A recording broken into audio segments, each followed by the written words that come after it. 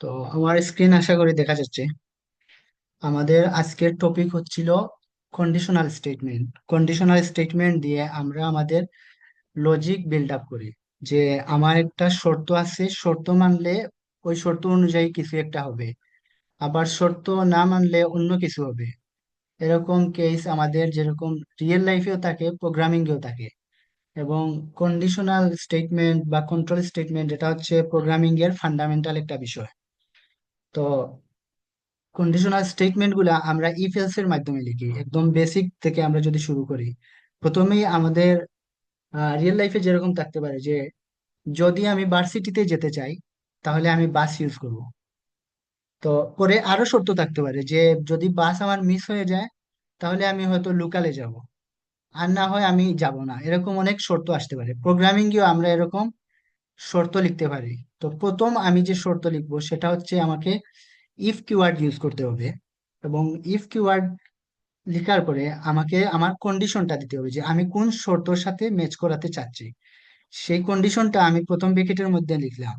তারপর আমার শর্ত যদি ম্যাচ করে তাহলে কোন একটা কাজ করবে, সেই কাজটা আমি আমার একটা ব্লকের মধ্যে লিখলাম যে আমার শর্ত ম্যাচ করছে, তাহলে ওই ব্লক অফ কোড এক্সিকিউট হবে।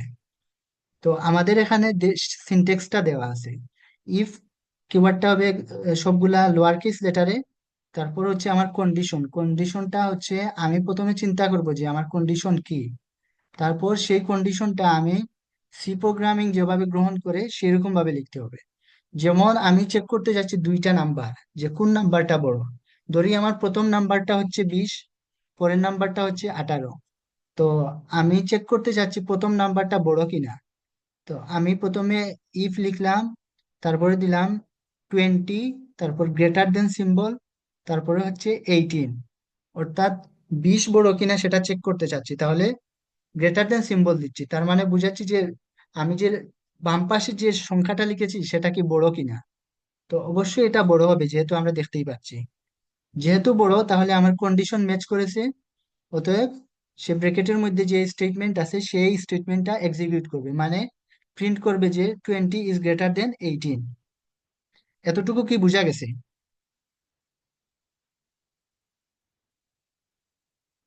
কেউ একজন রেসপন্স করবেন।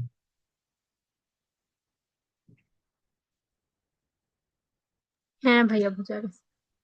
আচ্ছা, রেসপন্স করাটা দরকারি, কারণ অনেক সময় হচ্ছে সাউন্ডের সমস্যা হতে পারে বা নেটওয়ার্ক ইস্যু হতে পারে। তো বোঝার উপায় থাকে না যে আপনারা কি আসলেই আমি যা বলছি তা শুনতে পাচ্ছেন কিনা বা বুঝতে পারছেন কিনা। তো ইফ দ্বারা শুধুমাত্র আমি একটা শর্ত দিচ্ছি যে ওই শর্ত ম্যাচ করলে ওই কাজটা হবে। এখন এমনও হতে পারে যে আমার শর্ত ম্যাচ করে নাই, যে আমি শর্ত দিলাম ওই শর্ত ম্যাচ করে নাই, তাহলে তাকে কি করতে হবে, হয়তো অন্য কিছু করতে হবে। তো এটা এরকম যে আমরা ইফ দ্বারা যে শর্ত দিছি সেই শর্ত যদি না মানে তাহলে এলস, অর্থাৎ ইফ এলস। এলস দ্বারা কি, যে যে শর্ত ম্যাচ করে নাই তাহলে আদারওয়াইজ অন্য কিছু একটা করতে হবে, সেই জিনিসটাই হচ্ছে আমি এলস স্টেটমেন্টের মাধ্যমে লিখি। তো এলস এর মধ্যে আমি লিখি যে যেহেতু আমার উপর শর্ত ম্যাচ করে নাই তাহলে অন্য কোন কাজটা করতে হবে সেই কাজটা আমি এলস ব্লকের মধ্যে লিখে দেই। তাহলে সিনটেক্সটা হচ্ছে প্রথমে আমাকে একটা অবশ্যই ইফ স্টেটমেন্ট থাকতে হবে। ইফ স্টেটমেন্ট না থাকলে তো আমার এলসে যাওয়ার প্রশ্নই উঠে না। ঠিক আছে। তার মানে হচ্ছে যেহেতু আমার ইফ স্টেটমেন্টের কন্ডিশন ম্যাচ করে নাই তাহলে তার যে ব্লক অফ কোড আছে, ওই কার্লি ব্র্যাকেটের মধ্যে যে কোড আছে সেই কোডগুলো এক্সিকিউট হয় নাই। তাহলে আমি চাচ্ছি অন্য কিছু এক্সিকিউট করাতে। সেটা হচ্ছে এলস লিখার পর আমি কার্লি ব্র্যাকেটের মধ্যে যে কোডগুলো লিখবো সেই কোডগুলো হচ্ছে আমার এক্সিকিউট হবে। যেমন এই যে এখানে একটা উদাহরণ দেওয়া আছে, টাইম টাইম 20 রাখা। যদি টাইম 18 এর চাইতে ছোট হয় তাহলে গুড ডে, অর্থাৎ এটা দিনের অংশের মধ্যে পড়ে। 18 পর্যন্ত মোটামুটি যে ঘন্টা আছে ঘন্টাটা দিনের মধ্যে পড়ে, তো আমি দিলাম গুড ডে। আর তার চাইতে বেশি হয় তাহলে হচ্ছে ওটা ইভিনিং এর দিকে। সো আমি দিলাম এলস প্রিন্টএফ গুড ইভিনিং। তো রিয়েল লাইফে এরকম আছে যে আমি আগেই বলছিলাম যে একটা উদাহরণ যে বাস পাইলে আমি বাসে যাব, যদি না পাই আমি হয়তো যাব, অথবা বাসায় ফিরে আসবো, গেলে অন্য কোনো ওয়েতে যাব, অথবা বাসায় ফিরে আসবো। তো এটা হচ্ছে এলস স্টেটমেন্টের মধ্যে পড়ে। সো আমাদের হচ্ছে শর্ত যে একটাই থাকবে আর না মানলে অন্য একটা করবে এরকমও না, আমাদের একাধিক শর্ত থাকতে পারে। যেমন আমি যদি বলি আজকের ওয়েদার যদি রেইনি হয়, যে বাইরে বৃষ্টি হচ্ছে, তাহলে আমি ছাতা নিয়ে বের হব। অথবা বাইরে যদি বেশি রোদ হয় তাহলে আমি সানগ্লাস নিয়ে বের হব। আর যদি কিছুই না হয় তাহলে আমি নর্মালি যেরকম বের হই ওরকম ভাবে বের হব। সো আরো অনেকগুলো কন্ডিশন আসতে পারে। সো প্রথম কন্ডিশনটা আমরা ইফ দিয়ে লিখি। যদি আমার প্রথম কন্ডিশন না ম্যাচ করে তাহলে আরেকটা যদি আমি কন্ডিশন দিতে চাই, তখন আমাকে এলস ইফ দিতে হয়। অর্থাৎ যেহেতু প্রথম কন্ডিশন ম্যাচ করে নাই, তাহলে দ্বিতীয় কন্ডিশন আমি দেখবো যে ম্যাচ করতেছে কিনা। সো দ্বিতীয় কন্ডিশন দিলাম, যদি ম্যাচ করে তাহলে দ্বিতীয় কন্ডিশন পর্যন্ত আমার যে ব্লক অফ কোড আছে ওইটা এক্সিকিউট হবে, হওয়ার পর আমার পুরো অংশ পরে আমার কম্পাইলার অর্থাৎ একদম নিচে চলে যাবে। অর্থাৎ যেহেতু আমার প্রথম ইফ ম্যাচ করে নাই, ম্যাচ করছে দ্বিতীয় দ্বিতীয় কন্ডিশনটা। তো দ্বিতীয় কন্ডিশন ম্যাচ করছে, তাহলে আমার কাজটা হয়ে গেছে। তারপর আর আমার এলস এ ঢুকবে না। কারণ হচ্ছে কি, আমরা এলস ওই কারণেই দেই যে ইফ যদি না ম্যাচ করে, অর্থাৎ কোনো শর্ত যদি না ম্যাচ করে তাহলে এলস এ ঢুকবে। যেহেতু আমার একটা শর্ত দ্বিতীয় শর্তের সাথে মিলে গেছে, তাহলে আমার এলসি যাওয়ার দরকার নাই। প্রোগ্রামটা একদম নিচে থেকে তার কাজ, পরবর্তী কাজ থাকলে সেটা চালিয়ে যাবে। এভাবে আরো কন্ডিশন থাকতে পারে। এলসিফ দিয়ে আমি একাধিক কন্ডিশন দিতে পারি, যে দুইটা তিনটা চারটা ইচ্ছা মতো যেটা লাগে আমি ততটা কন্ডিশন দিতে পারবো এলসিফ এর মাধ্যমে। আর প্রথম কন্ডিশনটা আমাকে ইফ এর মাধ্যমে দিতে হবে। এবং সর্বশেষ যে কোনো কন্ডিশনই যদি ম্যাচ না করে, তাহলে আমার যদি কোনো কিছু করানোর ইচ্ছা থাকে, অর্থাৎ ডিফল্ট কিছু, সেটা হচ্ছে আমি এলস এর মধ্যে দিয়ে দিব। তো এখানে একটা উদাহরণ দেওয়া আছে, আমি কোডের মাধ্যমে কিছু উদাহরণ দেখাবো। তো সিনট্যাক্স হচ্ছে প্রথমে এরকম যে ইফ দিয়ে কন্ডিশন, আর যদি কন্ডিশন না ম্যাচ করে এলস দিয়ে অন্য কিছু। তো বুটিং এর ক্ষেত্রে একটা উদাহরণ দেওয়া আছে যে বয়স যদি 18 বা তার চেয়ে বেশি হয় তাহলে সে বুট দেওয়ার জন্য এলিজিবল, অথবা সে বুট দিতে পারবে না।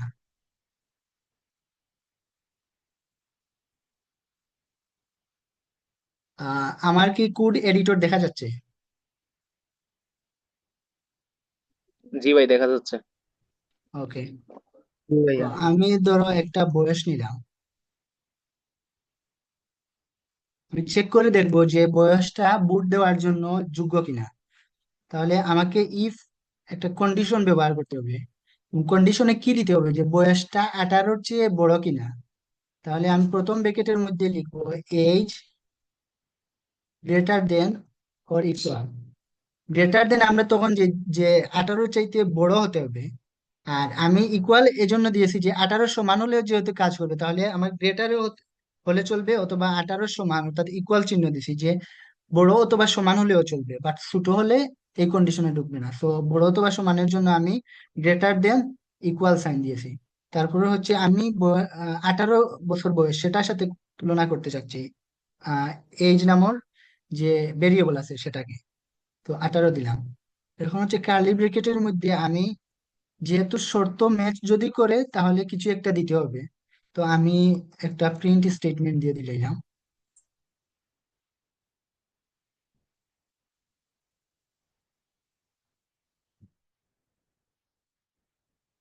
অর্থাৎ সে বুট দিতে পারবে। এখন যদি তার বয়স এমনও হতে পারে যে 18-র চেয়ে কম, তো আমি চাচ্ছি যে 18-র চেয়ে যেহেতু কম, সে বুট দিতে পারবে না। 18-র চেয়ে বেশি হলে তো অবশ্যই এই লাইনে এসে ঢুকবে, কারণ আমার শর্ত ম্যাচ করছে। আর যদি কম হয় তাহলে তো আর এখানে ঢুকবে না, কারণ আমার প্রথম শর্তের সাথে ম্যাচ করে নাই। তো আমি চাচ্ছি যে যেহেতু শর্তের সাথে ম্যাচ করে নাই, তাহলে নিশ্চিতভাবে বলতে পারি তার বয়স 18-র চেয়ে কম। তো আমি আর একটা প্রিন্ট স্টেটমেন্ট দিয়ে আমার কাজ করে নেব।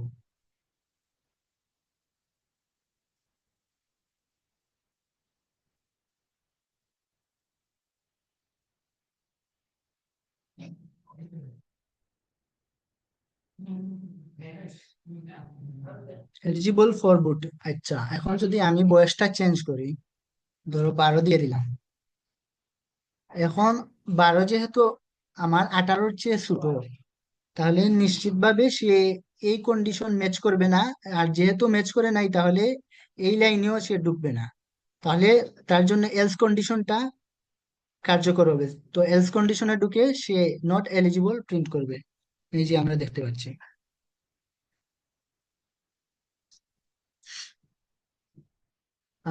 আমরা আরো কোনো উদাহরণ কি দেখবো, অথবা আমি চাইলে এই যে বয়সটা কিন্তু ইনপুট হিসাবেও নিতে পারবো।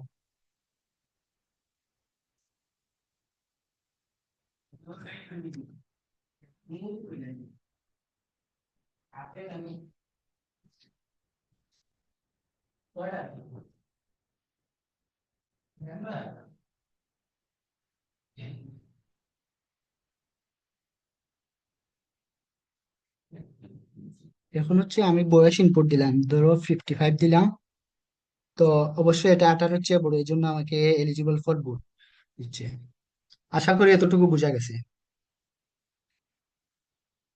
তো আমরা যদি মাল্টিপল ইফ এলস ইউজ করি সেটাও করতে পারি। মাল্টিপলের জন্য উদাহরণ কি নেওয়া যায়?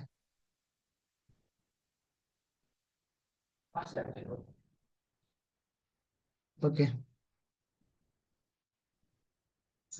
আমরা টেম্পারেচার নিতে পারি, যে টেম্পারেচার একটা টি নামক ভেরিয়েবলে সেভ করে রাখলাম যে আজকের টেম্পারেচার কত ডিগ্রি, ধরে নেই 32।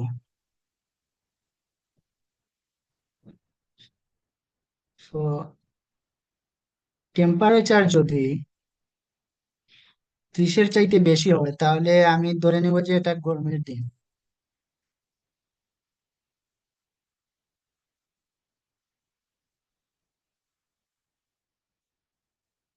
আর যদি আমার টেম্পারেচার এমনও হতে পারে যে 30-এর চেয়ে কম বা 25-এর চেয়ে কম, এরকম হলে আমি বলবো সেটা ঠান্ডা দিন। তো এলস ইফ আরেকটা শর্ত আমি এড করবো, যে if T is less than 30।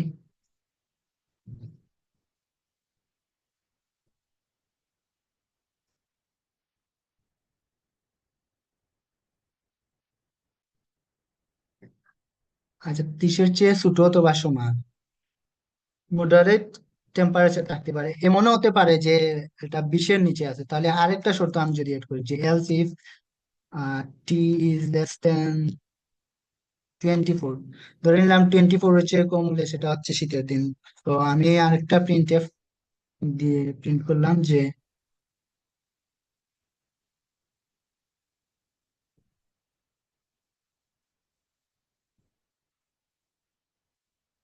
এখানে আমি কোনো এলস স্টেটমেন্ট দিচ্ছি না।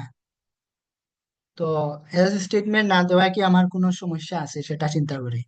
যদি আমার টেম্পারেচার 30-এর চাইতে বেশি হয় তাহলে আমি বললাম যে সেটা গরম, আবার 30-এর চেয়ে কম আছে সেটা মডারেট, আবার 24-এর চেয়ে কম তাহলে সেটা আমি বলছি কোল্ড। বাট এখানে একটা সমস্যা হচ্ছে যে প্রথমেই যদি 30-এর চেয়ে কম কোনো নাম্বার থাকে তাহলে সে ওই কন্ডিশনের সাথে ম্যাচ করে নিবে। তারপরে কি হবে, সে যেহেতু আমরা জানি একটা কন্ডিশনের সাথে ম্যাচ করলে বাকি কন্ডিশন সে আর চেক করে না, তাহলে 24 বা 23 কোনো নাম্বার যদি থাকে সেটাও কিন্তু 23, ধরে নেই আমরা 23 আছে, 23 নাম্বারটা কি 30-এর চেয়ে ছোট না? অবশ্যই ছোট, তাহলে ওই কন্ডিশনেই ম্যাচ করবে, সে আর ওই কন্ডিশনে এসে ঢুকবেই না। তাহলে আমি যে শীত ডিটারমাইন করতে পারবো না। তো ইফ এলস স্টেটমেন্ট লেখার ক্ষেত্রে আমাদেরকে একটু সতর্ক থাকতে হবে যে আসলে কোন স্টেটমেন্টটা আগে এক্সিকিউট হয়ে যেতে পারে সেটা আমাকে খেয়াল রাখতে হবে। এখানে ধরো আমি যেটা বলছি সে যে একটা টেম্পারেচার যদি 23 হয় তাহলে সেটা তো 30-এর চেয়ে বড় নয়, তাহলে এই কন্ডিশনে ম্যাচ করবে না। কিন্তু এখানে এসে দেখো লিখছে টি যদি 30-এর চেয়ে ছোট হয়, তো টি হচ্ছে 23, তাহলে অবশ্যই সেটা 30-এর চেয়ে ছোট, তাহলে কন্ডিশন ম্যাচ করছে এবং অবশ্যই এই লাইনটা প্রিন্ট হবে। যেহেতু আমরা আগেই বলছি কোনো একটা লাইনের সাথে যদি সে কন্ডিশন ম্যাচ করে ফেলে তাহলে সে পরের কন্ডিশন গুলা আর চেক করে না। তাহলে আমি 23-এর জন্য চাচ্ছিলাম যে শীতের দিন সেটা বুঝাতে, কিন্তু আমি বুঝাতে পারবো না কারণ সে এখানে এসে বলে দেবে যে মডারেট। সো আমার কাজটা ঠিক মতো হবে না। তাহলে আমি কি করব, আমার যে কন্ডিশন আগে থাকার কথা সেটা একটু চিন্তা করতে হবে এবং সেই কন্ডিশনটাই আগে দিতে হবে। তাহলে আমি কি লিখবো, এখানে দিয়ে দিব যে if T is less than 24, তাহলেই আগে শীত কিনা সেটা ডিটারমাইন করবে। আর যদি টি 24 চেয়ে ছোট না হয়, তার মানে নিশ্চিতভাবে আমি বলতে পারি যে সে 25 থেকে 30 এর মধ্যেই থাকবে, কারণ 30 চেয়ে বেশি থাকলে সে ওই লাইনে ঢুকতো, আবার 24-এর চাইতে ছোট থাকলে ওই লাইনে ঢুকতো। তার মানে হচ্ছে 24-এর চেয়ে বড় বা সমান, কিন্তু 30-এর চেয়ে ছোট যদি হয় তাহলেই সে কেবল এই লাইনে ঢুকবে, অর্থাৎ 12 নাম্বার লাইনে। তখন আমি কি দেখাতে চাই, যে মডারেট। তো ওই লাইনটা ওখানে নিয়ে নিলাম।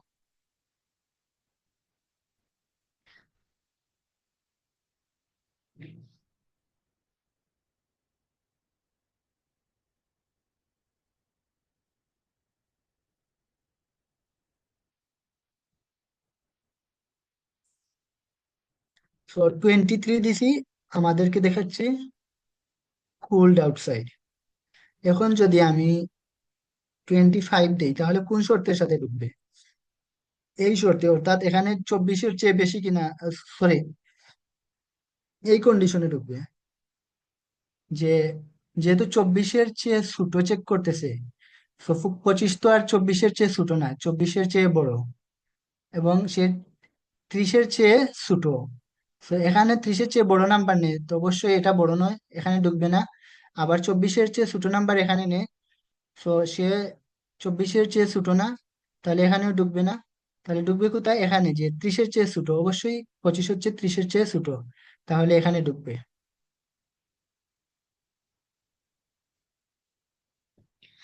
মডারেট। ওকে, তো এতটুকু কি বোঝা গেছে?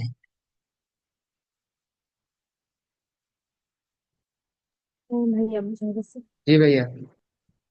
ওকে, সো এলস কন্ডিশনটা আমার দরকার হলে আমি ইউজ করব, যেহেতু আমি প্রত্যেকটা জিনিস হ্যান্ডেল করে নিছি, সেজন্য আমাকে এখানে এলস ইউজ করতে হয় নাই। তো অনেক সময় এলস ইউজ করা লাগবে ডিফল্ট কেস হিসাবে, যে কোনো কিছুই ম্যাচ করতেছে না, তখন আমি কিছু একটা ম্যাচ ম্যাচ করাবো।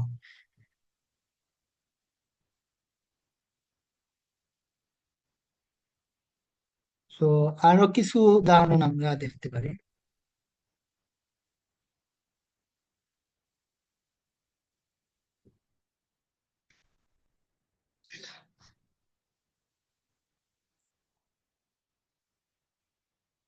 আমরা দেখতে পারি যে একটা নাম্বার 2 দ্বারা ভাগ যায় কিনা, আবার 2 দ্বারা না গেলে সে 3 দ্বারা ভাগ যায় কিনা।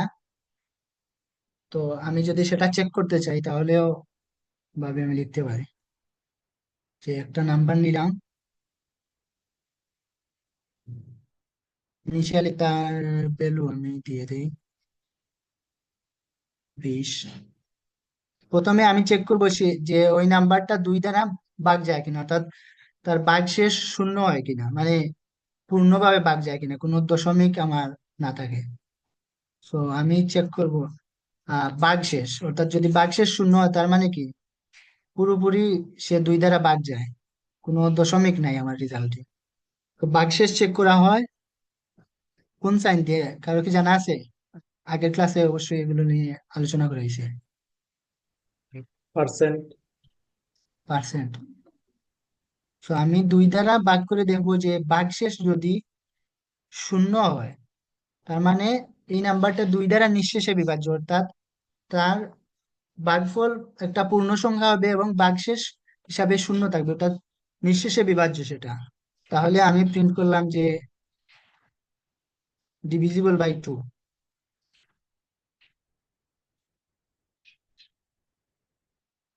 এখন যদি আমি আরেকটা চেক করতে চাই, আচ্ছা 2 দ্বারা যদি বিভাজ্য না হয়, তাহলে কি 3 দ্বারা সেটা বিভাজ্য? তাহলে আমি চেক করলাম এলসিফ নাম মড 3 ইজ ইকুয়াল ইকুয়াল 0, যদি 3 দ্বারা ভাগ করে ভাগশেষ যদি আমার শূন্য হয়, তাহলে সেটা 3 দ্বারা নিঃশেষে বিভাজ্য। তো আমি সেটাও বলে দিলাম ডিভিজিবল বাই 3। যদি কোনোটা দ্বারাই বিভাজ্য না হয়, তাহলে আমি বললাম যে কোনোটা দ্বারাই বিভাজ্য নয়। তো নট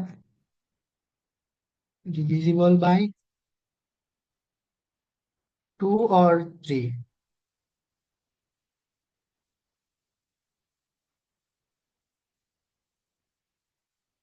দেখো, ডিভিজিবল বাই 2, কারণ 10 হচ্ছে 2 দ্বারা পূর্ণভাবে ভাগ যায়। এখন যদি আমি 20-এর জায়গায় 21 দিই তাহলে কি হবে? 21 তো 2 দ্বারা পুরোপুরি ভাগ যায় না, তার ভাগ শেষ হিসাবে কিছু একটা থাকে। তাহলে 3 দ্বারা ভাগ যায়, 3 7 21 আমরা জানি 3 দ্বারা পুরোপুরি ভাগ যাবে, তো ডিভিজিবল বাই 3। এখন হচ্ছে যদি কোনোটা দ্বারাই ভাগ না যায়, এরকম তো কেস আসতে পারে। যেমন আমি যদি 23 নেই,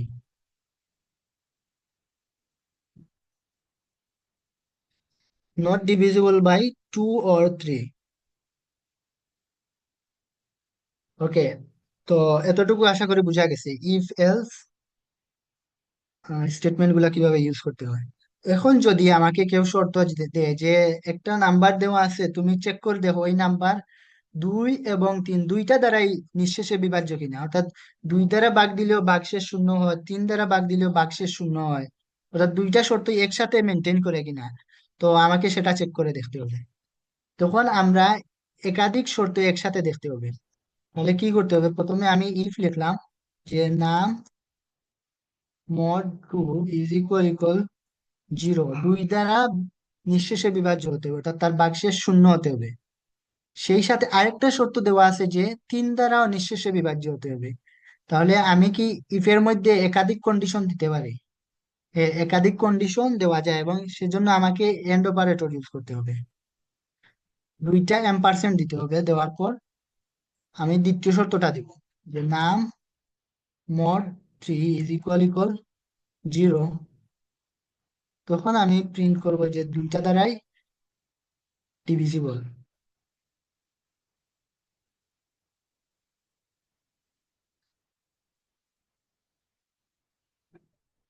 আর যদি দুইটা দ্বারা ভাগ না যায়, তাহলে আমি বললাম যে দুইটা দ্বারা ডিভিজিবল না।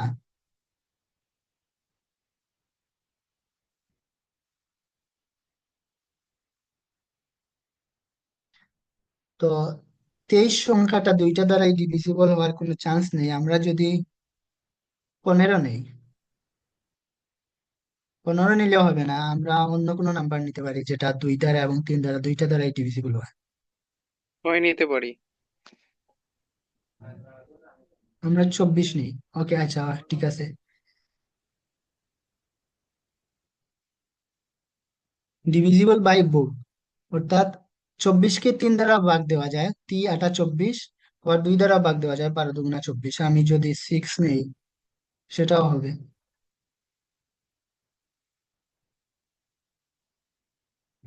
Divisible by both. সো আমার যে একসাথে দুইটা কন্ডিশন লিখতে পারে এরকম না, আমি একাধিক কন্ডিশনও লিখতে পারি। তবে এম্পারসেন্ট দিয়ে আমি যদি আরেকটা শর্ত দিই, সেটাও লিখতে পারবো এখানে। এখন যদি আমার শর্তটা শর্তটা যদি এরকম হতো যে আচ্ছা, এখানে বলছে যে দুইটা দ্বারাই ডিভিজিবল কিনা সেটা চেক করার জন্য, এখন যদি বললো যে দুইটা দ্বারা না, যে কোনো একটা দ্বারা বিভাজ্য হলেও চলবে, অর্থাৎ নিঃশেষে বিভাজ্য হতে হবে 2 দ্বারা অথবা 3 দ্বারা, অথবা এখানে বলছে যে যে কোনো একটা দ্বারা হলেই হবে। যদি অথবা বা ওর ওর জিনিসটা বোঝাতে চাই, তাহলে আমরা ওর সিম্বল দিব। তো এখন যদি আমরা দেই, তাহলে ডিভিজিবল বাই বোথ না দিয়া আমরা দিতে পারি ডিভিজিবল বাই 1 অথবা 2 অথবা 3, যে কোনো একটা দ্বারাই হচ্ছে, তো আমরা দিয়ে দিলাম যে ডিভিজিবল। যে কোনো একটা দ্বারা হলেই তো আমাদের কন্ডিশন ম্যাচ করবে, অর্থাৎ হয় এটা দ্বারা ডিভিজিবল হবে, যদি এটা দ্বারা না হয় তাহলে চেক করবে এটা দ্বারা হয় কিনা। তো এটা দ্বারা যদি হয়, তাহলে এখানে ঢুকলো। আর যদি দুইটার মধ্যে কোনোটাই দ্বারাই না হয়, তাহলে এলস স্টেটমেন্টে ঢুকবে।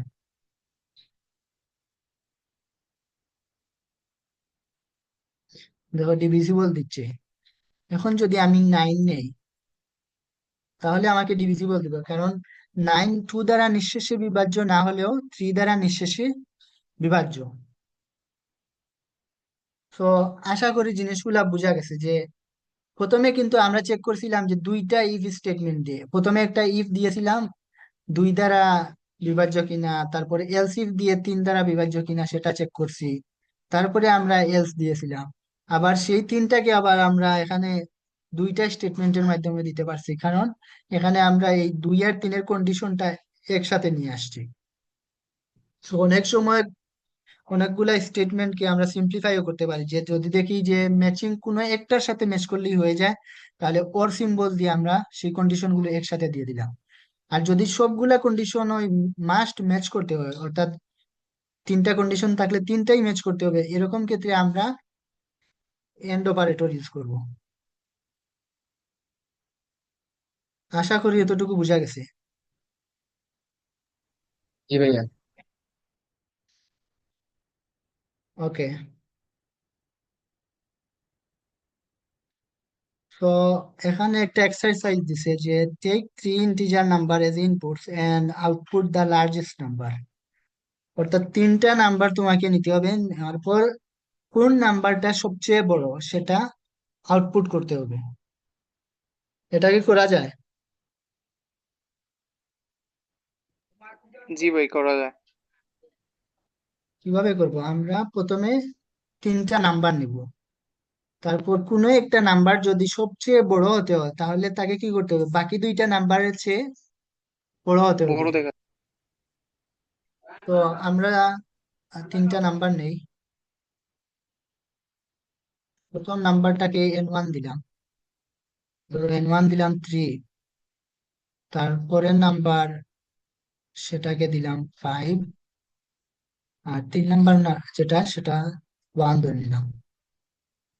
তো কোনো একটা নাম্বার যদি সবগুলোর চাইতে বড় হয় তবেই তো সে গ্রেটেস্ট হবে। তো আমি চেক করে দেখবো যে প্রথম নাম্বার অর্থাৎ N1 কি সবার চেয়ে বড়। N1 যদি সবার চেয়ে বড় হতে হয় তাহলে তাকে কি করতে হবে, N2-র চেয়েও বড় হতে হবে, N3-র চেয়েও বড় হতে হবে। তো আমি প্রথমে দিব যে if N1 is greater then N2, এবং সেই সাথে তাকে কি করতে হবে, N3-র চাইতেও বড় হতে হবে। তাহলে আবার লিখবো N1 is greater then N3। তাহলে দুইটার চেয়ে বড়, তার মানে N1-ই বড়।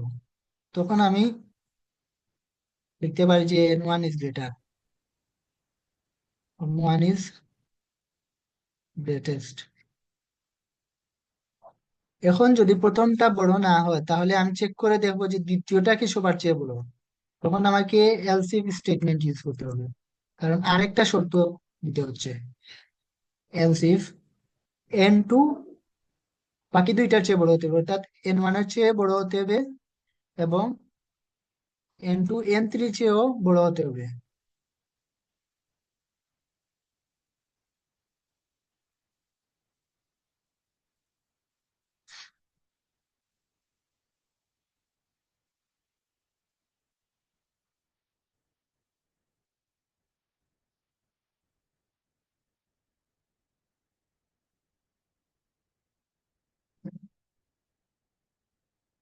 তো N1 আর N2 বড় হওয়ার শর্ত চেক করছি। তো N1-ও যদি বড় না হয়, N2-ও যদি সবার চেয়ে বড় না হয়, তাহলে বড় হবে কে? 3। তো আমরা এলস স্টেটমেন্টের মাধ্যমে দিয়ে দিতে পারি যে এলস নাম 3 ইজ দ্য গ্রেটেস্ট। বাট সমস্যা হতে পারে ওই কেসে যখন দুইটা নাম্বার সমান হতে পারে। তো সমান হলে তো আর সে সবার চেয়ে বড় নয়। যেমন ধরো N2 আর N1 আর N3 সমান, তখন তো আবার বড় হওয়ার চান্স নেই, কারণ দুইটাই এখন সমান আছে। তো গ্রেটেস্ট নাম্বার বলে আমরা কিছুই পাবো না তখন। তার মানে আমরা N3 জন্য চেক করব। তো N3 জন্য এলসিফ দিয়ে কন্ডিশন চেক করতে হবে। N3 N1 এর চেয়ে বড় হতে হবে এবং N3 N2-র চেয়েও বড় হতে হবে। যদি বড় হয় তাহলে হচ্ছে আমরা বলতে পারবো যে N3 সবার চেয়ে বড়।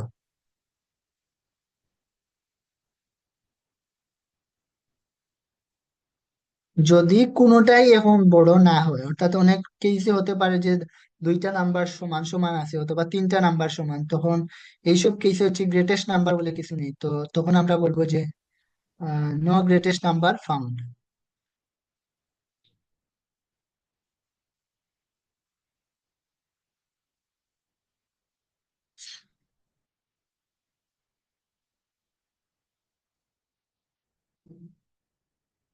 দেখো নাম 2 ইজ দ্য গ্রেটেস্ট আমাকে বলছে।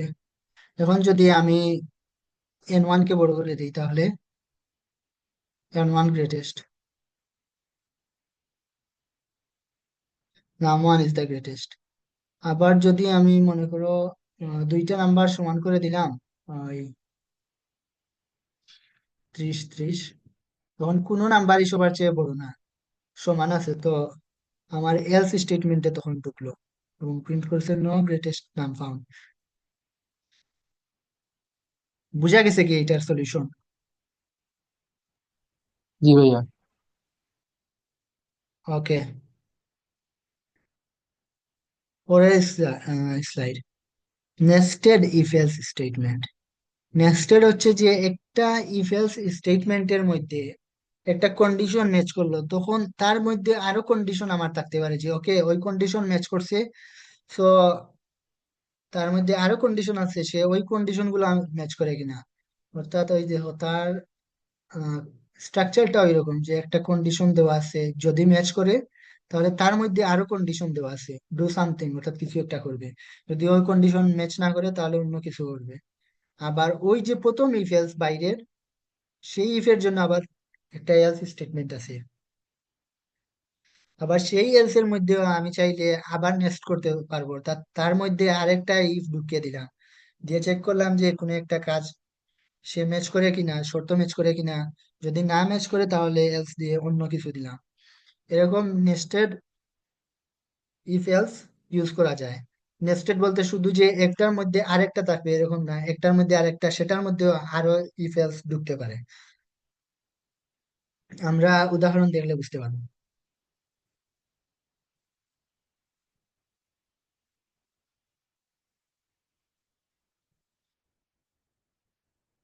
আহ, যেমন একটা রিয়েল লাইফ সিনারিও হতে পারে যে কেউ একজন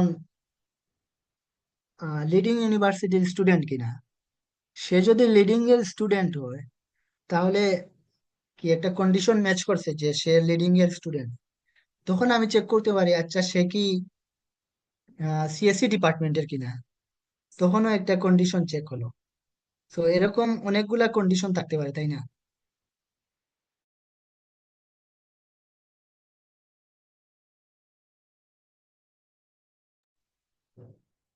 ঠিক আছে, সবাই একটু রেসপন্স করবে, ঠিক আছে, মাঝে মধ্যে। তো কন্ডিশন এরকম থাকতে পারে, আবার সে সিএসসি ডিপার্টমেন্টে আছে, ওকে কন্ডিশন আমার ম্যাচ করলো। তখন আমি চেক করে দেখতে পারি আচ্ছা সে কি কম্পিউটার ক্লাবের সদস্য কিনা। এরকম মানে একটা কন্ডিশনের মধ্যে আরো অনেকগুলা কন্ডিশন নেস্ট হতে পারে, মানে একটার মধ্যে আরেকটা কন্ডিশন থাকতে পারে। জি ভাইয়া, একটার ভিতরে একটা থাকতে পারে। থাকতে পারে, ওকে। তো এরকম একটা উদাহরণ আমরা এখন থেকে নিই।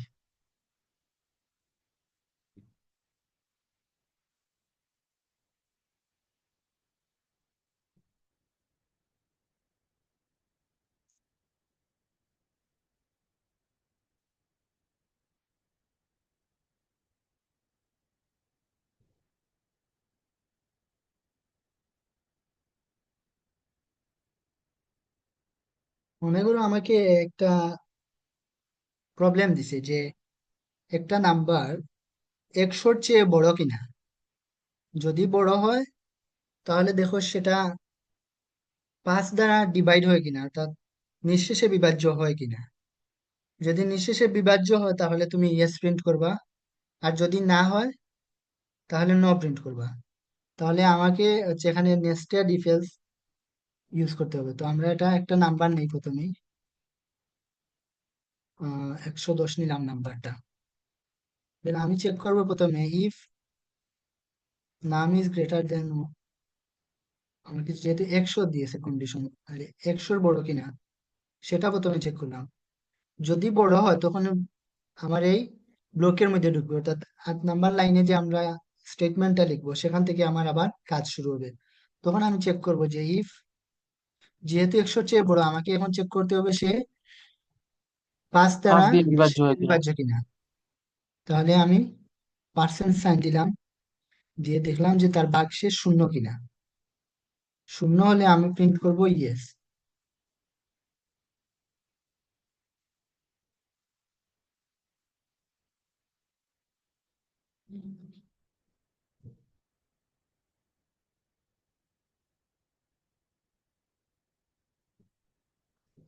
তো দেখো আমাদের নাম্বারটা যদি 100-র চেয়ে বড় হয় তাহলেই কেবল এখানে ঢুকবে। ঢুকার পর হয় এই কন্ডিশনের সাথে ম্যাচ করবে, আর যদি না ম্যাচ করে তাহলে এলস স্টেটমেন্টে যা দেওয়া আছে সেটা এক্সিকিউট করবে। এখন যদি নাম্বারটা 100-র চেয়ে ছোট হয়, যেমন 90 হয়, তাহলে 90 হলে কি এই স্টেটমেন্টের সাথে তার কন্ডিশন ম্যাচ হচ্ছে? হচ্ছে না, কারণ না নাম্বারটা ভাইয়া। 100-র চেয়ে ছোট। তো যেহেতু ছোট, তাহলে তো এই যে ভিতরের অংশ তার ঢোকারই সুযোগ নেই, তাহলে বাইরের অংশ আমাকে কিছু একটা করতে হবে। অর্থাৎ সে যেহেতু 100-র চেয়ে ছোট, তাহলে আমি বললাম যে number is less than 100।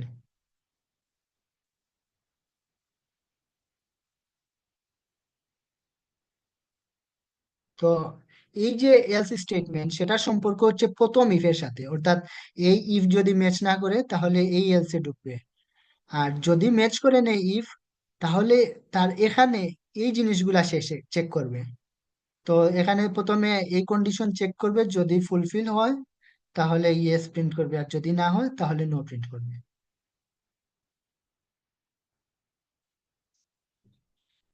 So less than 100। এখন আমি যদি নাম্বারটা 190 করে দেই,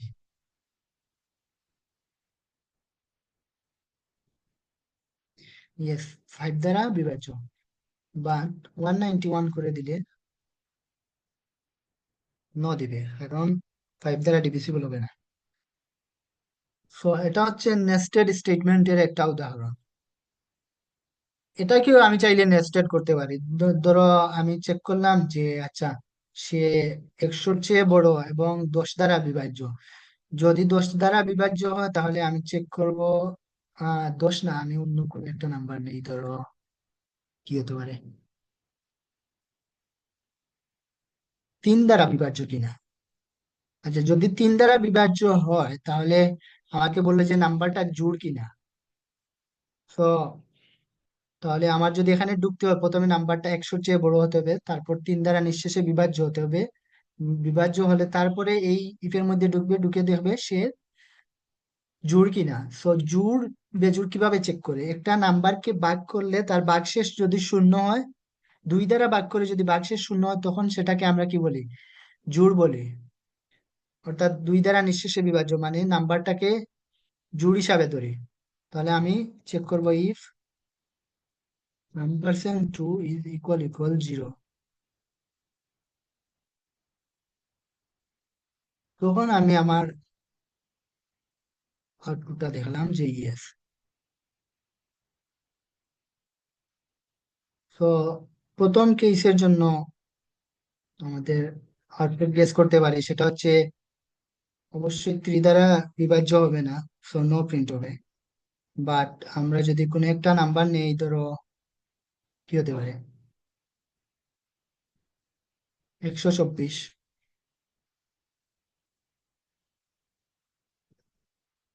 নো আসছে। তো উদাহরণ যদি সহজ করি, 100-র চেয়ে কমিয়ে নিলে আরো ইজি হয়। অর্থাৎ 10-এর চেয়ে বড় হতে হবে, তারপরের শর্ত হচ্ছে 3 দ্বারা বিভাজ্য হতে হবে, তারপরের শর্ত হচ্ছে সেটা জোড় হতে হবে, অর্থাৎ 2 দ্বারা নিঃশেষে বিভাজ্য। এখন কিন্তু ইয়েস দিচ্ছে, কারণ হচ্ছে 10 নাম্বারটা 24-এর চেয়ে বড়। সো সে এখানে ঢুকতে পারলো। ঢুকার পর সে চেক করছে 3 দ্বারা ভাগ যায় কিনা। তো 3 × 8 = 24, নিঃশেষে বিভাজ্য হচ্ছে। তো অবশ্যই সে এই কন্ডিশন ম্যাচ করছে, অবশ্যই তাহলে ভিতরের অংশে ঢুকবে। ঢুকার পর এখানে চেক করবে 2 দ্বারা নিঃশেষে নিঃশেষে বিভাজ্য কিনা। তাহলে 24 তো অবশ্যই নিঃশেষে বিভাজ্য 2 দ্বারা, 12 × 2 = 24। তো আমার এই ভিতরের অংশে ঢোকার সুযোগ পেলো এবং সে ইয়েস প্রিন্ট করলো।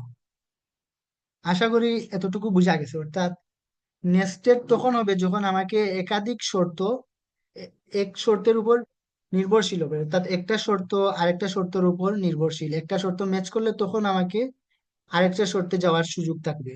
ওই রকম ক্ষেত্রে আমাকে নেস্টেড ইফ এলস ইউজ করতে হয়। এতটুকু কি ক্লিয়ার বোঝা গেছে? জি ভাইয়া। ওকে,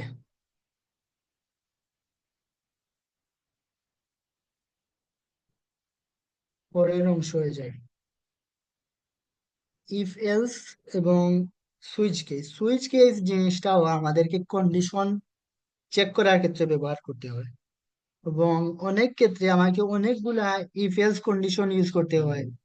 তো ইফ দিয়ে একটা কন্ডিশন দেওয়া, তারপরে আবার এলস ইফ দিয়ে আরেকটা কন্ডিশন দেওয়া, আবার এলস ইফ দিয়ে আরেকটা কন্ডিশন দেওয়া, এরকম অনেকগুলা কেস থাকে। তখন কোডটা বেশি কমপ্লেক্স হয়ে যায়, তখন আমরা সুইচ কেস ইউজ করতে পারি। এবং সুইচ কেসের আমরা সিনট্যাক্স যদি দেখি, সুইচ কেসে আমরা প্রথমে সুইচ নামের কিওয়ার্ডটা ব্যবহার করি, সবগুলাই স্মলার লেটারে হবে। সুইচ দেওয়ার পর আমি একটা এক্সপ্রেশন দেই যে আমি ওই জিনিসটা চেক করতে চাই, যে জিনিসটা চেক করব সেই জিনিসটা হচ্ছে ব্র্যাকেটের মধ্যে দেই। তারপর হচ্ছে ওই জিনিসটার পসিবল যত ভ্যালু হতে পারে বা কেস হতে পারে, যে ওই কেসের সাথে ম্যাচ করলে কি করবে, ওই কেসের সাথে ম্যাচ করলে কি করবে, সেই কেস অনুযায়ী তার কোড ব্লক লিখে দেই। মানে ওই কন্ডিশনটা সে ম্যাচ করছে তাহলে ওই কাজটা করবে বা কোনো জিনিস প্রিন্ট করবে। এই জিনিসগুলো হচ্ছে কেসের মাধ্যমে আমরা দেই।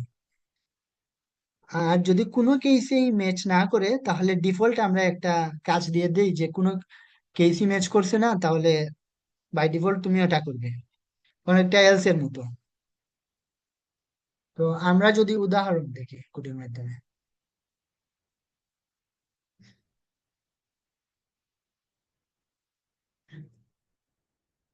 ধরো তোমার একটা প্রতিযোগিতার র্যাঙ্ক দেওয়া আছে, ধরে নিলাম র্যাঙ্ক হচ্ছে 1। তো আমি ইফ এলস না দিয়ে এটা যদি সুইচ কেস দ্বারা চেক করি, তাহলে প্রথমে আমি লিখবো সুইচ, সুইচ দিয়ে আমি কোন জিনিসটা চেক করতে চাচ্ছি সেটা দিব। অর্থাৎ আমি এখানে র্যাঙ্ক চেক করব, তো আমি এখানে লিখবো র্যাঙ্ক, অর্থাৎ আমার ভেরিয়েবলের নাম। র্যাঙ্ক দিলাম, এখন কার্লি ব্র্যাকেটের মধ্যে আমি কেস দেব। কেস হচ্ছে যে আমার অনেকগুলা র্যাঙ্ক থাকতে পারে। র্যাঙ্ক যদি 1 হয় তাহলে কোনো কিছু হবে, র্যাঙ্ক যদি 2 হয়, অর্থাৎ আমরা যে এখানে দেখি কেস দিব, দিয়ে কোনো একটা পসিবল আউটকাম, আমি যে এক্সপ্রেশন নামে যে ভেরিয়েবল রাখছি ওই ভেরিয়েবলের আউটকামটা বা আহ, যে রেজাল্ট বা যে ভ্যালু, সেই ভ্যালু পসিবলি কি হতে পারে তার উপর বেস করে আমি কেস দিব, এবং কেস ম্যাচ করলে কি হবে সেটা এখানে দিব। তো আমার যদি কেস 1 অর্থাৎ র্যাঙ্ক যদি 1 হয় তাহলে কি করবে,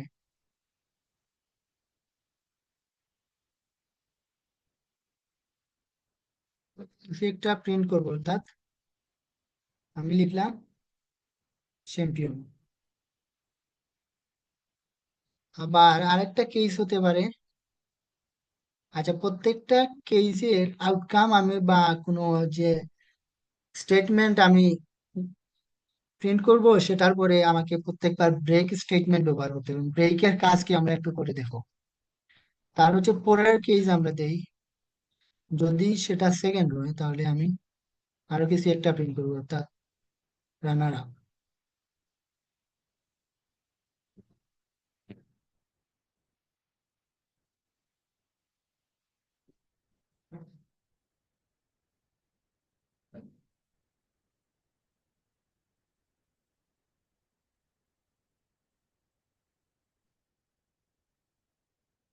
আরেকটা কেস কি হতে পারে, কেস 3, অর্থাৎ সে হচ্ছে ফার্স্ট রানার আপ।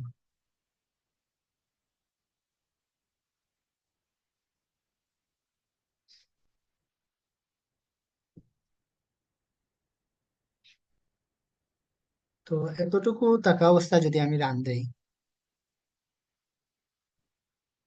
চ্যাম্পিয়ন দেখাচ্ছে, অর্থাৎ আমাদের যেহেতু র্যাঙ্ক 1 উপরে দেওয়াই আছে, তো প্রথম কেসের সাথে ম্যাচ করছে, অর্থাৎ কেস 1। 1 বলতে এখানে র্যাঙ্ক নামের যে ভেরিয়েবল সেই ভেরিয়েবলের ভ্যালুটা বোঝাচ্ছে। এখন যদি র্যাঙ্ক নামের ভেরিয়েবলের ভ্যালু যদি আমি 2 রাখি, তাহলে হচ্ছে এই কন্ডিশনের সাথে অর্থাৎ এই কেসের সাথে ম্যাচ করবে, তখন আমাকে প্রিন্ট করে দেখাবে রানার আপ। এখন যদি 2 না থেকে এটা যদি 5 হয়, তো 5-এর জন্য 5 নামের আমি যে 5 যে ভ্যালু দিছি সেই ভ্যালুর জন্য কোনো কেস দেওয়া নেই, অর্থাৎ আমার কেস দেওয়া আছে 1, 2 এবং 3 থাকলে। 5-এর জন্য কোনো কেস দেই নাই, তো আমি ডিফল্ট একটা কেস স্টেটমেন্ট দিয়ে দিতে পারি যে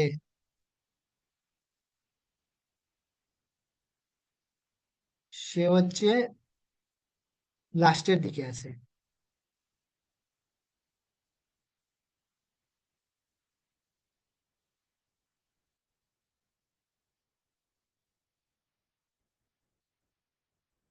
আউট অফ টপার্স, অর্থাৎ ফাইভ নামের সরি ফাইভ যে ভ্যালু আছে র্যাঙ্কের ভ্যালু যদি ফাইভ হয়, তখন সেই ফাইভ ভ্যালু হলে আমরা তার কেসটা হ্যান্ডেল করে নিই। যে ফাইভ হলে আমি আলাদাভাবে কিছু না করে ডিফল্ট দিয়ে দিলাম যে আউট অফ রেঞ্জ। এখানে ফাইভ না হয়ে যদি অন্য কিছুই হয়, এইটও হয়, তাহলেও সেটা হচ্ছে আউট অফ টপার্স হবে। অর্থাৎ তার জন্য আলাদাভাবে আমি হ্যান্ডেল করি নাই, তাহলে ডিফল্ট ভ্যালুটাই আমার আসতে দেখাবে।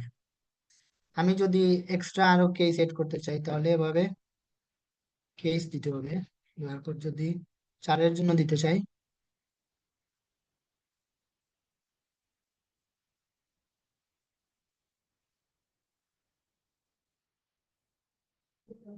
সে হচ্ছে সেকেন্ড রানার আপ। তো এখন যদি আমি চার দেই, তাহলে চারের জন্য হচ্ছে কেস ফোর, এটা ম্যাচ করবে সেকেন্ড রানার আপ। এখন হচ্ছে এই যে ব্রেক স্টেটমেন্ট আমি এখানে কেন ইউজ করলাম, আমি যদি ব্রেক না দেই তাহলে কি হয়? ধরো আমি র্যাঙ্কের ভ্যালু সেট করে দিলাম থ্রি, এবং সব জায়গা থেকে ব্রেক তুলে নিলাম।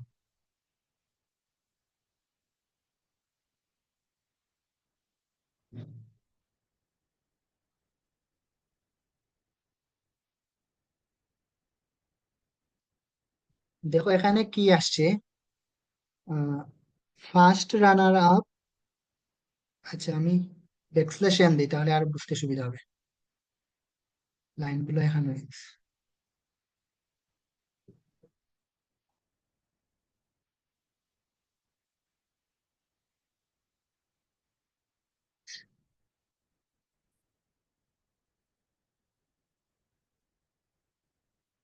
আমাদের র্যাঙ্ক হচ্ছে থ্রি, এবং থ্রির জন্য আমি কেস হ্যান্ডেল করছি যে থ্রি হলে আমাকে প্রথম, অর্থাৎ ফার্স্ট রানার আপ প্রিন্ট করে দেখানোর জন্য আমি বলছি।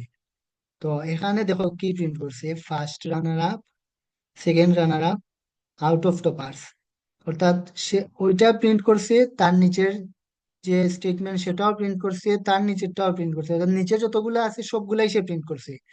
তার কারণ হচ্ছে, যখন আমরা ব্রেক না দেই, তখন সে কি করে, কোনো একটা কেসের সাথে যদি ম্যাচ করে, ম্যাচ করার পর ওই কেসের জন্য যে কাজ আছে সে ওই কাজ করে, করার পর তার নিচে যেসব কেস আছে সবগুলাকে সে হচ্ছে রান করতে থাকে। অর্থাৎ তার নিচে আমার কেস ফোর ছিল, ডিফল্ট ছিল, সে ওইগুলা রান করছে। এখন ধরো আমি যদি টু দেই, তাহলে কি হবে, সে টুর সাথে ম্যাচ করবে। তো এটার সাথে কিন্তু ম্যাচ করে নাই, এখানে ব্রেকের কোনো সম্পর্ক নাই, অর্থাৎ ম্যাচ করে নাই, তাহলে এটাতে ঢুকছে না। কিন্তু এখানে এসে দুইয়ের সাথে সে ম্যাচ করবে, এবং দুইয়ের যে কাজ আছে সেটা করবে। করার পর যেহেতু কোনো ব্রেক নাই, তাহলে সে নিচের সবগুলা কাজ করতে থাকবে। তো আমরা যদি রান দিয়ে দেখি, তাহলে এরকমই হবে। তো first runner up, second runner up, sorry runner up, first runner up, second runner up, out of toppers. তো এখান থেকে শুরু করে সবগুলাই সে এক্সিকিউট করছে। এজন্য হচ্ছে আমাদেরকে সবসময় ব্রেক স্টেটমেন্টটা অবশ্যই সতর্কভাবে ইউজ করতে হবে।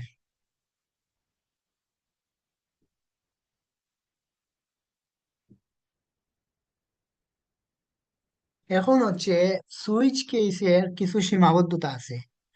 সুইচ কেস প্রথমে দুইটা জিনিস নিয়ে কাজ করতে পারে। এক হচ্ছে সে ইন্টিজার ভ্যালু নিয়ে কাজ করবে, অর্থাৎ আমাদের এই যে র্যাঙ্কটা হচ্ছে ইন্টিজার টাইপের, এবং সেখানে আমরা দুই নামের একটা পূর্ণ সংখ্যা দিছি, পূর্ণ সংখ্যা নিয়ে কাজ করে। আর হচ্ছে সে ক্যারেক্টার নিয়ে কাজ করবে, অর্থাৎ ক্যারেক্টার, ধরো একটা ক্যারেক্টার নিলাম, সিএইচ সমান এ, ক্যারেক্টার নিয়ে কাজ করবে। সে হচ্ছে ফ্লোট বা অন্য কিছু নিয়ে কাজ করতে পারে না, ফ্লোট, ডাবল, এগুলো নিয়ে কাজ করতে পারে না। যদি আমরা উদাহরণ দেখি, ধরো র্যাঙ্ককে যদি আমি ফ্লোট করে দেই,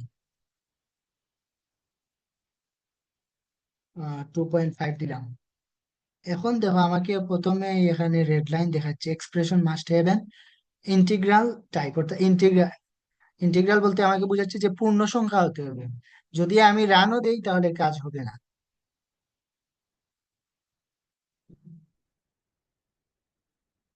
দেখো কাজ হচ্ছে না, আমাকে এখানে switch quantity not an integer, অর্থাৎ সে এখানে ইন্টিজার চাচ্ছে, কিন্তু ইন্টিজার দেওয়া নাই, দেওয়া হয়েছে একটা ফ্লোট ভেরিয়েবল, এর জন্য কাজ করতেছে না। এটা কি বোঝা গেছে? জি ভাইয়া। জি ভাই। ওকে, আমরা ক্যারেক্টার নিয়েও চেক করতে পারি। যদি এখানে সিএইচ দেই, সিজ দেওয়ার পর আমরা চেক করলাম যে সে এ যদি হয় তাহলে সে একটা করবে, আবার ডি হলে কিছু একটা করবে।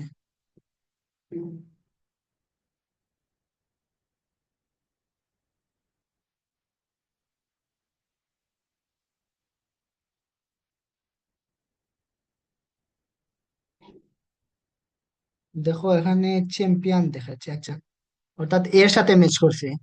এখন যদি সেটা এ না হয়ে বি হয়, তাহলে কোনটার সাথে ম্যাচ করবে? এখানে রানার আপ, অর্থাৎ কেস বি এর সাথে ম্যাচ করবে, কেস বি এর সাথে ম্যাচ করার পর রানার আপ প্রিন্ট করবে, এই যে। আর যদি বি না হয়, ধরো অন্য কিছু একটা হয়েছে, ধরো জি দিছে, তখন তো কোনো কেসের সাথেই ম্যাচ করবে না, তখন ডিফল্ট যে কেস আছে ওই কেসটাই প্রিন্ট হবে।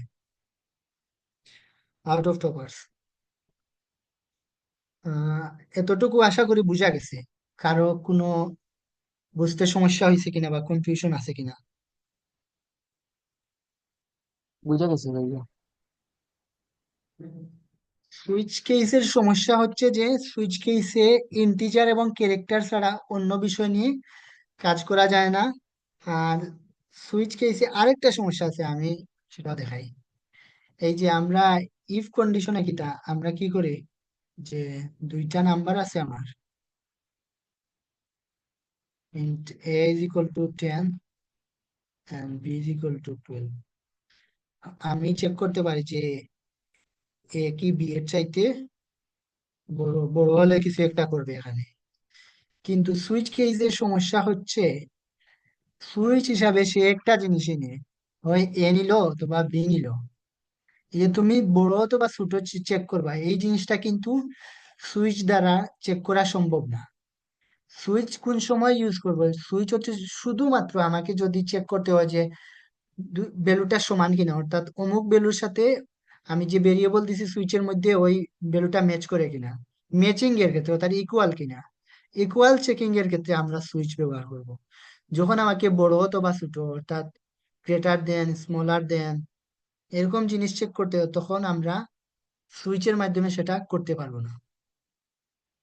আশা করি বোঝা গেছে সুইচের সীমাবদ্ধতা কি। জি ভাইয়া।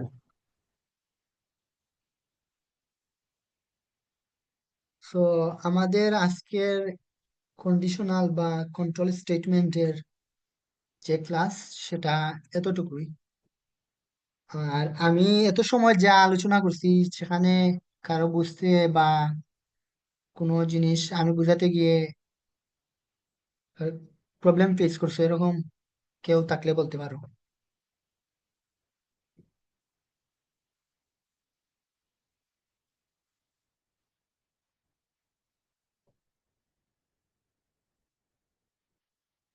এই সুইচ কেসের একটা উদাহরণ, যে আমাকে একটা ডে দেওয়া আছে 3। সো ডে আমরা জানি শুরু হয় সানডে থেকে। সো ডে এর ভ্যালু যদি 1 হয়, অর্থাৎ কেস 1-এ ঢুকবে, তখন সানডে প্রিন্ট করবে, তারপর ব্রেক। কেস 2 অর্থাৎ দ্বিতীয় দিন যদি হয় সপ্তাহের, তাহলে সেটা মানডে। যদি তৃতীয় দিন হয় তাহলে সেটা টুসডে। সো এরকম যদি কোনোটার সাথে ম্যাচ না করে তাহলে ইনভ্যালিড ডে। চাইলে কেউ একজন 1 থেকে 7 সবগুলা ডে চেক করতে পারে।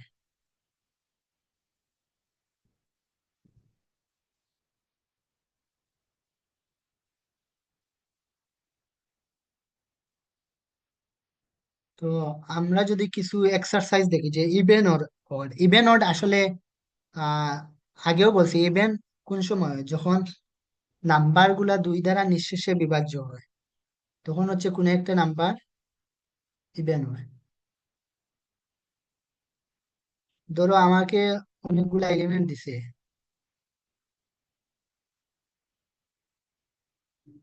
5টা দিল, আমাকে বললো 5 জোড় কি না। আমরা কে মানে কোন কারণে 2 দ্বারা ভাগ করে ভাগশেষ শূন্য চেক করে? তার কারণ হচ্ছে জোড় মানে হচ্ছে জিনিসটা জুড়া জুড়া যাবে, অর্থাৎ দুইটা দুইটা করে যদি আমি ভাগ করতে থাকি, তাহলে আমি জোড়া মিলাতে পারবো যদি জোড় হয়। আর যদি বেজোড় হয় তাহলে কিন্তু সবশেষে একটা অবশিষ্ট থাকে। এই এই জিনিসটার কারণে কিন্তু আমার জোড়া মিলে নাই। ধরো এখানে যদি আমার 5টা না থেকে আর একটা বেশি 6টা থাকতো, তাহলে কিন্তু আমি জোড়া মিলাইতে পারতাম। দুইটা দুইটা দুইটা করে অর্থাৎ যে কোনো দুইটা দুইটা করে নিয়ে আমি কিন্তু তার জোড়া মিলাইতে পারতাম। কিন্তু যদি আমার নাম্বারটা বেজোড় হইতো তাহলে কিন্তু আমার জোড়া মিলতো না। ধরো আরেকটা আছে, এটার জন্য মিলবে না। কিন্তু আরেকটা যদি আমি দেই, তখন আবার তার জোড়া মিলবে। আরেকটা যদি আমি বেশি দেই, তখন আবার তার জন্য জোড়া মিলবে না। অর্থাৎ তার মানে আমি যদি 2 দ্বারা ভাগ করি, তাহলে কোনো নাম্বার জোড় হলে অবশ্যই সে 2 দ্বারা নিঃশেষে বিভাজ্য হবে, অর্থাৎ তার কোনো ভাগশেষ থাকবে না। ভাগশেষ যদি আমার একটা থাকে, অর্থাৎ 1 থাকে, তখন সেটা বেজোড়, কারণ ওই একটার জন্যই আমার পেয়ার মিলে নাই। অর্থাৎ দুইটা দুইটা করে যে আমি পেয়ারিং করছি, পেয়ারটা মিলে নাই। তো ইভেন ওডের ক্ষেত্রে আমরা শুধু ইফ কন্ডিশন দ্বারা যে চেক করি, যদি ইফ আমার নাম্বার আছে নাম %2 ইজ ইকুয়াল 0 যদি হয়, তাহলে ইভেন, এলস অড।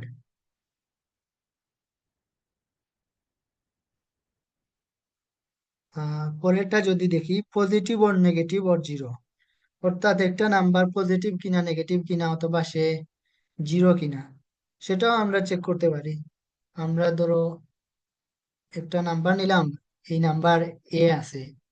তো যদি নাম্বারটা এ ইজ গ্রেটার দেন, আচ্ছা বি ডিলিট দিয়ে দিই, এ যদি জিরোর চেয়ে বড় হয়, তাহলে তো সে পজিটিভ, রাইট? আবার এলস ইফ এ যদি, সরি, এ যদি জিরোর চেয়ে ছোট হয়, তাহলে সে নেগেটিভ। আর যদি এ জিরোর চেয়ে বড় নয় ছোট নয়, তাহলে নিশ্চিতভাবে আমি বলতে পারি সে 0 এর সমান। তখন বলতে পারবো যে নাম্বারটা 0। আমি এখানে প্রিন্ট করে দেখাচ্ছি না, আশা করি সবাই প্রিন্ট করতে পারবা। জাস্ট কমেন্ট দ্বারা বুঝালাম যে এখানে পজিটিভ। তো এভাবে আমরা পজিটিভ, নেগেটিভ অথবা জিরো চেক করতে পারি। তারপরে আছে ভোটার এলিজিবিলিটি। এটা তো প্রথমেই দেখাইছি যে 18 চেয়ে বড় অথবা সমান হলে সে ভোট দিতে পারে, আর তার নিচে হলে সে এখনো যোগ্য হয় নাই। তারপরে হচ্ছে max of 2 numbers using if else. আমরা কিন্তু 3টা নাম্বারের মধ্যে বড় কোনটা সেটাও দেখতে পারছি।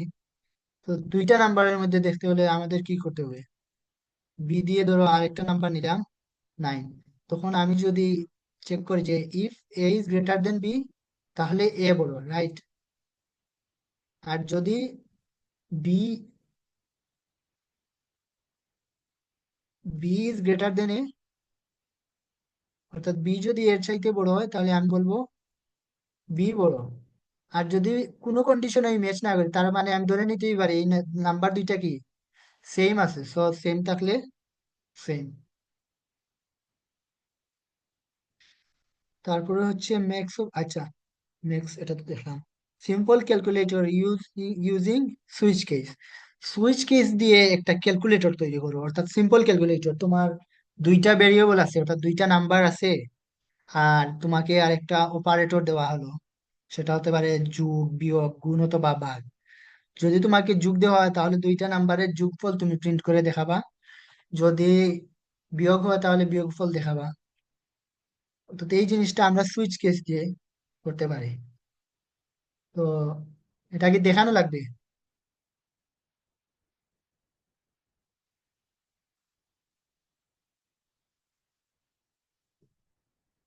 কেউ রেসপন্স না করলে এটা এক্সারসাইজ হিসাবে রেখে দেবো, আর রেসপন্স করলে অবশ্যই দেখাবো।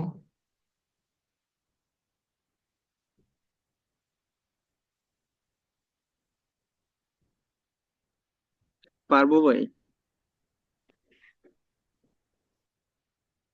তো এখানে আমার 2টা ভ্যালু থাকবে, তাহলে ধরো আমার প্রথমে একটা নাম্বার আছে n1 সামথিং, আর আরেকটা নাম্বার আছে n2।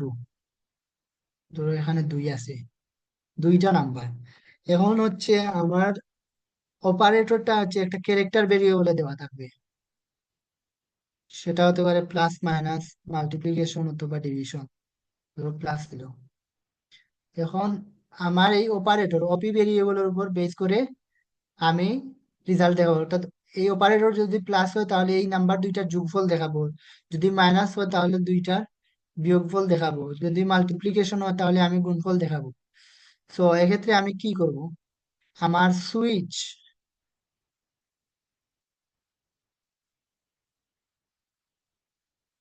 সুইচে আমি কোন ভেরিয়েবল ঢুকাবো, N1 N2 নাকি ওপি? কেউ একজন বলো তো। ওপি। ওপি। ওপি, কারণ হচ্ছে আমার অপারেটর উপর বেস করে আমি যোগ বিয়োগ গুণ অথবা যা করার তাই করব। আর আমরা জানি সুইচে আমরা একটা জিনিসই ঢুকাই, তাহলে ওপি হচ্ছে ওপির উপর বেস করে আমি কিছু একটা করব।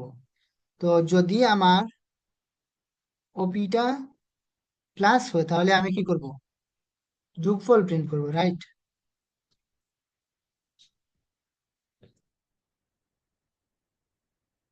পার্সেন্ট ডি, ওটাতে একটা ইন্টিজার আমি প্রিন্ট করব, আর সেটা হচ্ছে N1 এবং এর মধ্যে N2 এর যোগফল।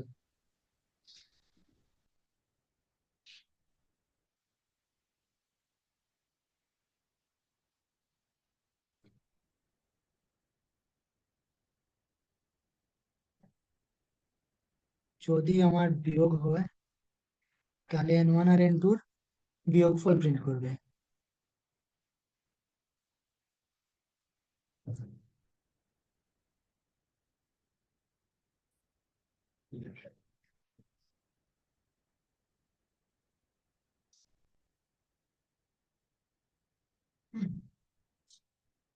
আর যদি ডিভিশন হয় তাহলে N1 ডিভাইডেড বাই N2।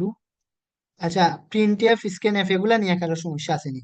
এখানে পার্সেন্ট ডি দিচ্ছি হচ্ছে এখানে আমি একটা ডেসিমাল ভ্যালু অর্থাৎ ইন্টিজার আমি প্রিন্ট করব। এই কোন ইন্টিজার প্রিন্ট করব, N1 আর N2 এর ভাগফল আমি প্রিন্ট করব। সো N1 দিয়ে N2 যখন ভাগ হবে তখন আমার একটা ভাগ ফল আসবে, সেই ভাগফলটাই আমার পার্সেন্ট ডি হিসাবে প্রিন্ট হবে। আর যদি ডিফল্ট আমি কেস দেই, ডিফল্ট কি হতে পারে, অনেক সময় আমার রং অপারেটরও দিতে পারে। ধরো একটা অপারেটর দিল এরকম এক্সক্লেমেশন মার্ক দিয়ে দিল, সো এটা ভুল অপারেটর, কারণ ওটার জন্য তো আমার কোনো ম্যাথমেটিক্যাল কোনো কিছু করব না বা করার সুযোগও নাই। তো এইসব কেস হ্যান্ডেল করার জন্য আমি ডিফল্ট দিয়ে দেবো যে ইনভ্যালিড অপারেটর।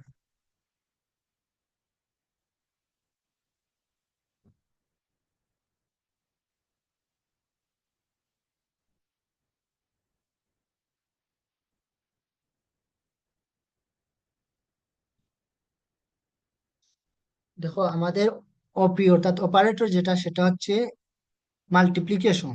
সো সে প্রত্যেকগুলা কেস চেক করবে, যেহেতু এটা প্লাস এটা মাইনাস এগুলাতে ম্যাচ করবে না, তার ম্যাচ করবে হচ্ছে মাল্টিপ্লিকেশনের সাথে, যেহেতু সে মাল্টিপ্লিকেশন। তো ম্যাচ করছে, অতএব ভিতরে ঢুকছে, ঢুকার পর N1 এবং N2 অর্থাৎ 11 এবং 2 তাদের গুণফলটা আমাকে প্রিন্ট করে দিছে, এবং ব্রেক করছে, যেহেতু ব্রেক করছে তাহলে নিচের গুলাতে আর চেক করবে না। আর মনে আছে তো, ব্রেক না দিলে কি করে, সে নিচের গুলো প্রিন্ট করে দেয়।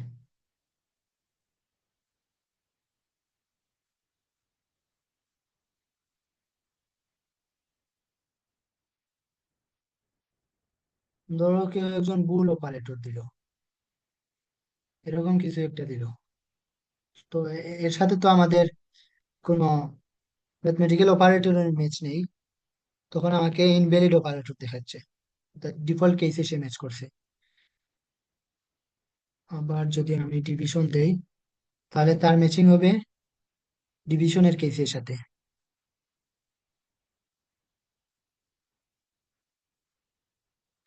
5 অর্থাৎ 10 দ্বারা 2 এর ভাগফল। তো আশা করি আজকের ক্লাসে যা আলোচনা করা হয়েছে বুঝতে পারছো। আর প্রবলেম যেগুলো আমরা সলভ করছি এগুলা তো দেখলাম, নিজেরা হচ্ছে আরো বেশি প্রবলেম সলভ করতে হবে। এরকম প্রবলেম প্র্যাকটিস না করলে কন্ডিশন গুলো আসলে কিভাবে ইমপ্লিমেন্ট করতে হবে, অনেক সময় অনেক জিনিস মাইন্ডে আসে কিন্তু কোডে করা যায় না, সেটা করতে হলে বেশি করে প্র্যাকটিস করতে হবে। কারো যদি কোনো প্রশ্ন থাকে তাহলে প্রশ্ন করতে পারো।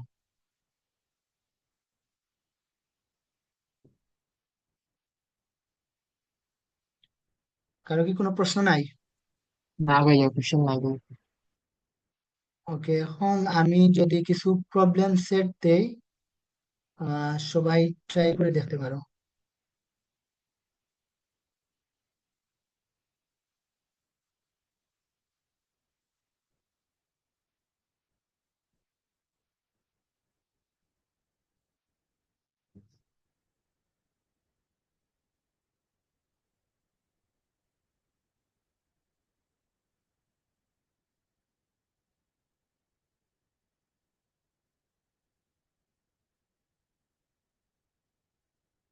এই যে বেসিক অপারেটরের উপরে এখানে 10টা প্রবলেম আছে। কেউ যদি চাও তাহলে সলভ করতে পারো। এই যে বেসিক অপারেটরের উপরে যে প্রবলেম গুলো আছে, অর্থাৎ প্রত্যেকটা ক্যাটাগরির উপর প্রবলেম গুলো আলাদা করে রাখা হয়েছে। কুড প্রসেসের যেসব প্রবলেম আছে একদম কম ডিফিকাল্টির, অর্থাৎ এখানে কিন্তু ফেজ অনুযায়ী আছে, ফেজ 1, 1, 1, 2, 1, 3। তো এটা হচ্ছে প্রথম ফেজের, অর্থাৎ সবচেয়ে ইজিয়েস্ট যেগুলো আছে সেগুলো। এবং আমরা যেহেতু আজকের ক্লাসে কন্ডিশন নিয়ে আলোচনা করছি, কন্ডিশনের এই যে 20টা প্রবলেম দেওয়া আছে, চাইলে সলভ করতে পারো। এটা হচ্ছে জিনিসটা আরো ভালোভাবে বুঝতে এবং ইমপ্লিমেন্ট করতে সহায়তা করবে, সেই সাথে প্রবলেম সলভিং এর স্কিলটাও বাড়বে। কন্ডিশনের আমরা যদি প্রথম প্রবলেম দেখি, এগুলো হচ্ছে সবার জন্য এক্সারসাইজ হিসাবে থাকবে, একটা একটা করে চেক করবে। অনেক বড় স্টেটমেন্ট, বাট এটা কিন্তু খুবই সিম্পল সলিউশন। একটু যদি চেক করে দিও, সাবমিশন আমারটা যদি চেক করি, খুব বেশি নাই। ইফ এলস ইউজ করলেই হয়ে যাচ্ছে, তারপরে হচ্ছে সামান্য যোগ বিয়োগ। তো এরকম প্রবলেম আছে।